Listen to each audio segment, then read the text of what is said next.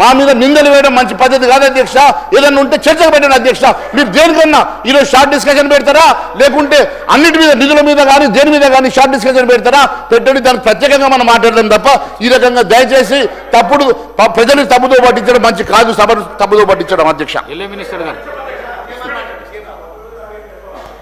అధ్యక్ష, మా మహేశ్వర్ రెడ్డి గారి ఆవేశం, ఆందోళన తెలంగాణ రాష్ట్ర ప్రజలకు సంబంధించిన అభివృద్ధి విషయంలో, అదేవిధంగా వారి పార్టీ పట్ల ఉన్న ఆ అభిమానం మా తెలంగాణ ప్రజలపైన ఉంటే నిజంగానే అన్ని నిధులు వారు అనుకున్నట్టు వచ్చేది ఉండేది.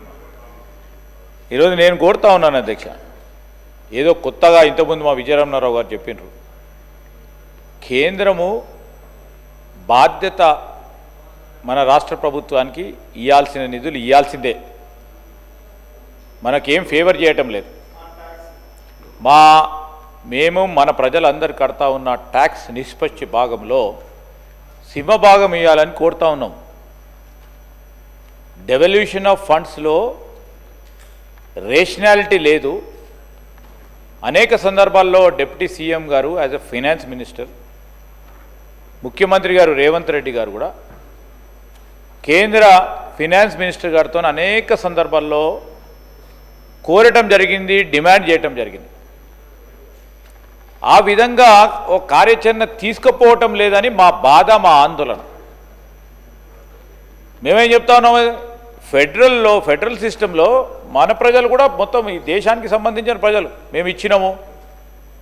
మేము రైల్వే స్టేషన్లు కట్టినాము, రైల్వే స్టేషన్లు అధునాతనమైన పద్ధతిలో కడతా ఉన్నాము.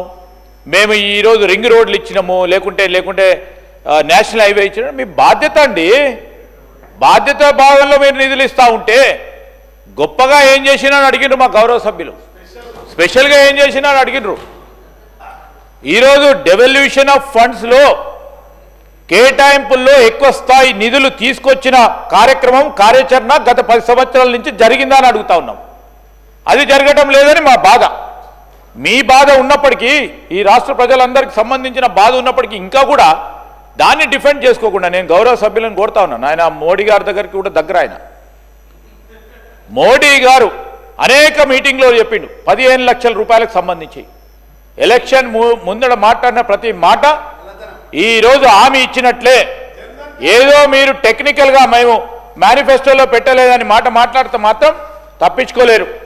జనధన్కు సంబంధించి కానీ 2 కోట్ల మంది నిరుద్యోగ యువతకి ప్రతి సంవత్సరం కూడా 2 కోట్ల ఉద్యోగాలు కల్పిస్తామని చెప్పిన మాట కాదంటారా అధ్యక్ష? మోసం చేసింది వారు, నల్లధనం విషయంలో మాట్లాడింది వారు.